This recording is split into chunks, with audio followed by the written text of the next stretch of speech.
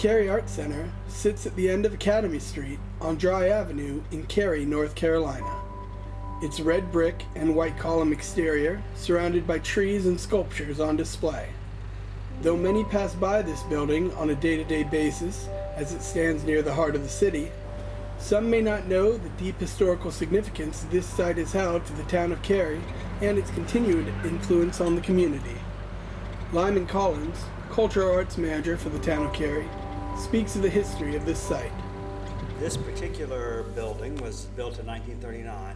It is the third school building on this site. This site was designated as an educational site by Frank Page, who's Cary's founder, and he built what was then called Cary Academy here on this site in probably in the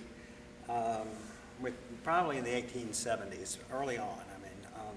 And as a matter of fact, Academy Street is named Academy Street because it came to the Academy, which was then what this was. And so it's been an educational site for close to 150 years now. His school was expanded over time, but in around 1910, I believe they built a second school on this site, which was brick. His was wood, but they built a brick school on this site. And then in 1939, they built this particular building, which was built as a part of the Works Progress Administration work that was being done by President Roosevelt during the Depression. So that's how this building came about, and it served as Cary's high school. Cary Academy, the original Cary Academy that was built by Frank Page, was turned into a public high school around, I believe it was around 1907, and it's among the first public high schools in the state, if not the first. Of course, in that time, it actually educated students from first grade through what was then 11th grade, but had all ages here. As you enter the Cary Arts Center, it is immediately apparent the historical connection this site has had with the town of Cary. Down each of the hallways on the main floor, one can peruse images of the site's past lives and transformation into its current state. There are displays featuring artifacts from each of the site's incarnations, as well as photos and descriptions of the building's functions. Throughout the building, some of the rows of lockers have still been preserved. Most notable among the displays are the class photos from both the first and second school erected here. When the high school was built in 1939, it was considered the state-of-the-art, the most up-to-date high school in the state. Governor Clyde Hoey, I think that's how you say his name, but the governor at the time, he was here for the dedication, and he called this building a beacon for all of North Carolina. And I like to quote that because as an art center and as a space that continues to be used for education and for the enlightenment of the human mind, we still think of it as a beacon. And also this happens to be the highest spot in Cary. So again, Frank Page carefully cited it because so that it would be prominent, so that it would be visible from everywhere. So it is the most prominent site in downtown Cary. There are some who do not just see this building as a glimpse of the town's past, but a window into their own. Deborah Grannon works at the Town of Cary Planning Department. She attended both elementary and middle school within this building. When I moved to Cary, it was in 1965. Attended Cary Elementary when it was here, first, second, third, and fourth grade at this campus, and then 7th and 8th grade. And at that time, this building was still here in place. One of the most notable and visited spaces within the school was the auditorium. We used the stage when we would get class pictures taken. We used the stage in 7th and 8th grade for talent shows and different award ceremonies. So the things that I remember about the auditorium were heavy velvet drapes and curtains in the room, really uncomfortable folding wooden chairs where the veneer would peel off the chairs.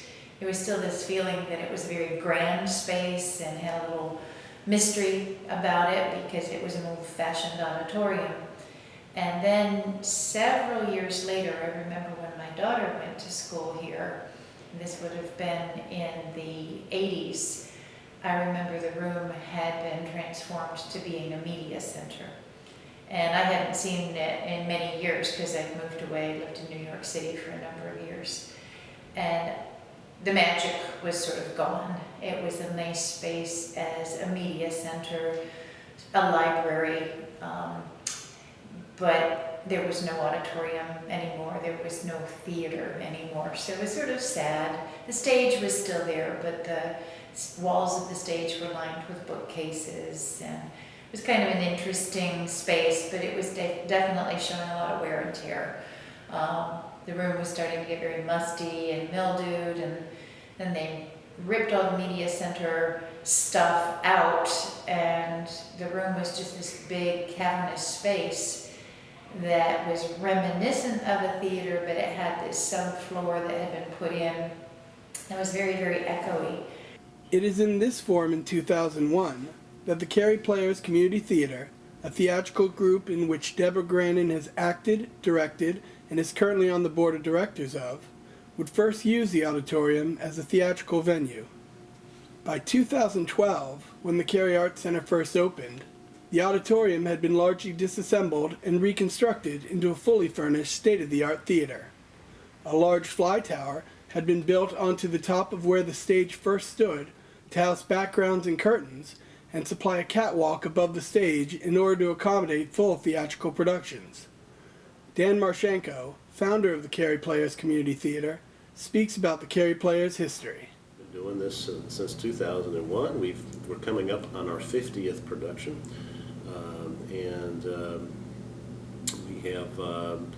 we've probably entertained 30 or 40,000 people over the years with our shows. In the theater's back staircase, many of those who have performed on the stage have left drawings and signatures along the wall, including the casts of many of the Cary Players' performances, who found in this theater a permanent venue when the Cary Arts Center opened. It is nice to be the resident theater company at the Cary Arts Center. It feels good to have a home. When we were so nomadic in the earlier years, it was difficult because we had to essentially find places to build sets, find places to store props and scenery, and we didn't have a space of our own. We now have a space. We have a little bit of storage here, and we've also acquired some off-site storage and an off-site scene shop where we can build our sets and then bring them here when we load in our shows. The staff here is great to work with, and the relationship with the town of Cary is a very good one. Along with supplying a permanent theatrical space for the Cary Players, the Cary Arts Center provides space for resident organizations and art classes for all ages. They renovated the old classrooms throughout the building for different functions, including a number of pottery rooms and an exhibit room for local artists. Over the years, this site has been a focal point of learning, both scholastically and artistically for the town of Cary and the state as a whole. It continues to impact the lives of North Carolinians to this day. Well, I like to tell this story and this perspective, I guess, of what the arts does for a community, how we use this building as a metaphor. If you go out right now and stand on the front porch, you've got a great vista looking down Academy Street and looking around. But if you look into the courtyard, you'll see a series of glass, what look like glass bricks. If you come back at night, you'll see that all of those bricks are glowing in different colors.